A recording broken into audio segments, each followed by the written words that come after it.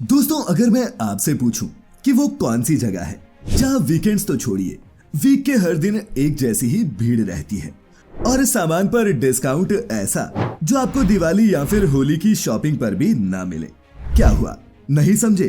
अगर नहीं तो बता दूं कि मैं बात कर रहा हूं हर मिडिल क्लास फैमिली के favourite super store D mart की, जिसने नेटवर्थ की रेस में स्पेंसर्स, बिग बाजार और जियो मार्ट को भी पीछे छोड़ दिया है।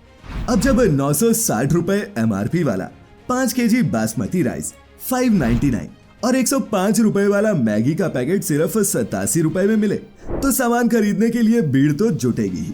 लेकिन दोस्तों, यहाँ पर सवाल ये उठता है कि डीमार्ट लोगों को अपनी आइटम्स पर इतना डिस्काउंट देता कैसे है और इनकी सक्सेस के पीछे वो कौन सी स्ट्रेटेजी इस्तेमाल की जाती है जिससे इनके रेट्स सस्ते रहते हैं और ग्राहकों की भीड़ लगती रहती है। तो चलिए जानते हैं डीमार्ट की पूरी सक्सेस स्टोरी आज की हमारी इस खास वीडियो में। Factified. Facts on your face. Slow and steady wins the race, माने कि स्लो और प्रोडक्टिव प्रोग्रेस से ही सक्सेस पाई जा सकती है। और दोस्तों, डीमार्ट के फाउंडर राधा किशन दमानी भी जीत के इसी मंत्र को फॉलो करते हैं। तभी तो 20 साल पहले महाराष्ट्र से शुरू हुए डीमार्ट के अब तक पूरे इंडिया में सिर्फ 284 ही स्टोर्स हैं, जबकि दूसरी तरफ जियो मार्ट जैसे बड़े ब्रांड्स के तो पूरे इंडिया में हजारों स्टोर्स हैं। लेकिन इन पिद्दी से नंबर्स वाला ये डीमार्ट सिर्फ जियो मार्ट को ही नहीं, बल्कि इंडिया के हर ब्रांड को पीछे छोड़ते हुए इंडिया की बिगेस्ट सुपरमार्केट चेन बन चुका है, वो भी अपने प्रोडक्ट्स पर हैवी डिस्काउंट देकर। अब आप भी सोच रहे होंगे कि डीमार्ट जब इतने डिस्काउंट्स और चीप रेट्स पर प्रोडक्ट बेचता है तो उसे घाटे की जगह फायदा कैसे हो रहा है, क्योंकि हमने मैथ्स में तो यही सीखा है कि सामान जितना सस्ता बिकेगा नुकसान उतना ही ज्यादा होगा। तो दोस्तों, इसे एक एग्जाम्पल से समझिए।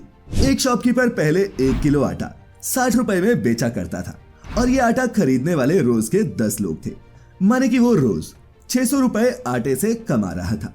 वहीं जब उसने आटे पर डिस्काउंट दिया तो आटे को 60 रुपए की जगह 50 रुपए में बेचना शुरू किया। लोगों ने भी डिस्काउंट देखा तो उसके पास आने लगे। पहले जहां वो रोज 10 पैकेट बेच रहा था, अब उसकी बिक्री बढ़कर 20 पैकेट्स पर डे हो गई, माने कि उसने हर रोज 50 रुपए के हिसाब से 20 लोगों को आटा बेचा तो टोटल सेल हुई 1000, यानी कि 10 रुपए डिस्काउंट देने के बावजूद उस दुकानदार को 400 रुपए का फायदा हुआ। और दोस्तों, ऐसा ही कुछ करता है डीमार्ट। तो चलिए पॉइंट दर पॉइंट समझते हैं कि डीमार्ट की प्रोडक्ट्स को चीप रखने और मोटा मुनाफा कमाने की स्ट्रेटेजी है क्या। Number 1, consumer behaviour study. तो दोस्तों, कहानी शुरू होती है उस वक्त से जब दमानी जी अमेरिका के वॉलमार्ट के स्टोर्स पर रेगुलरली जाया करते, नहीं कुछ खरीदने नहीं, बल्कि उनके कंज्यूमर बिहेवियर को ऑब्जर्व करने। उन्होंने ये नोट करना शुरू किया कि लोग क्या ज्यादा खरीदते हैं और क्या चीज नहीं। उन्होंने वॉलमार्ट के ऑपरेशंस को क्लोजली ऑब्जर्व किया, उनकी सप्लाई चेन को समझा और फिर वॉलमार्ट की ही तर्ज पर इंडिया में डीमार्ट को शुरू किया, जहां उन्होंने फूड्स, डेली नेसेसिटीज और अपैरल्स को अपने स्टोर में शामिल किया। साथ ही उन्होंने कुछ ऐसे प्रोडक्ट्स भी शॉर्टलिस्ट किए जो वो अपने स्टोर में नहीं रखेंगे, जैसे कि बड़ी बड़ी इलेक्ट्रॉनिक आइटम्स, फ्रिज, AC वगैरह, वेजिटेबल्स और एक्सपेंसिव ज्वेलरी। उनका विजन साफ था कि वो आम लोगों के लिए डेली यूज से जुड़े सामान का स्टोर खोलना चाहते थे, और ऐसा इसलिए क्योंकि वो ये बखूबी जानते थे कि इंडिया में आधी से ज्यादा आबादी मिडिल क्लास है और अगर उन्हें टारगेट किया जाए तो कुछ भी बड़ा किया जा सकता है।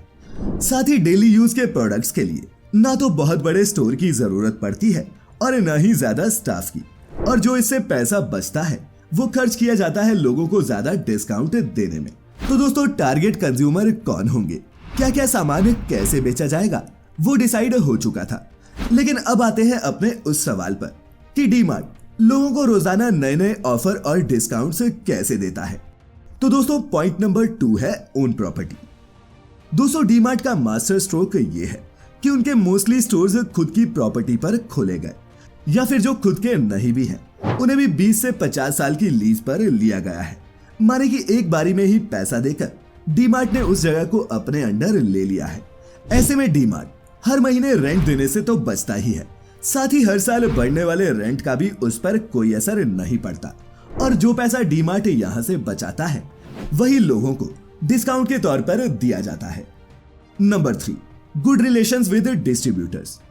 अब ये तो हम सभी जानते हैं कि रिटेल मार्केट उधार पर ही चलता है और डीमार्ट भी दूसरे ब्रांड्स की ही तरह अपने सप्लायर्स और डिस्ट्रीब्यूटर से उधार लेता है।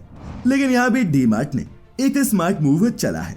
दरअसल डीमार्ट अपने सभी बिल्स का भुगतान 15 से 20 दिन के अंदर कर देता है, जबकि दूसरे ब्रांड्स को अपना ड्यू अमाउंट पे करने में 3 से 4 महीने का लंबा वक्त लगता है। इसके अलावा एक दूसरी स्मार्ट स्ट्रेटेजी ये है कि जहां दूसरी तरफ सुपरमार्केट ब्रांड सप्लायर्स और डिस्ट्रीब्यूटर से इकट्ठे 3 से 4 महीने का स्टॉक लेते हैं, वहीं दूसरी तरफ डीमार्ट 1 ही महीने का स्टॉक मंगवाता है। अब इसे ऐसे समझिए, एक औरत है जो एक दुकान पर 3 से 4 महीने में जाती है और वहीं एक दूसरी औरत है जो हर रोज सामान खरीदने उसी दुकान पर जाती है। अब दुकानदार किसे ज्यादा डिस्काउंट देगा? जी हाँ, वही दूसरी लेडी को जो उसकी डेली की कस्टमर है। और ऐसा ही सप्लायर्स और डिस्ट्रीब्यूटर्स करते हैं डीमार्ट के साथ, क्योंकि न सिर्फ डीमार्ट टाइम पर बिल पे करता है बल्कि जल्दी जल्दी स्टॉक्स भी मंगवाता है। इसीलिए उसे दूसरों के कंपैरिजन में प्रोडक्ट्स पर ज्यादा डिस्काउंट मिलता है। तो दोस्तों, उम्मीद करता हूं कि डीमार्ट की प्रॉफिटिंग गिविंग स्ट्रेटेजी आपको समझ आ गई होगी। और वीडियो पूरी देखने के लिए आपका बहुत बहुत शुक्रिया।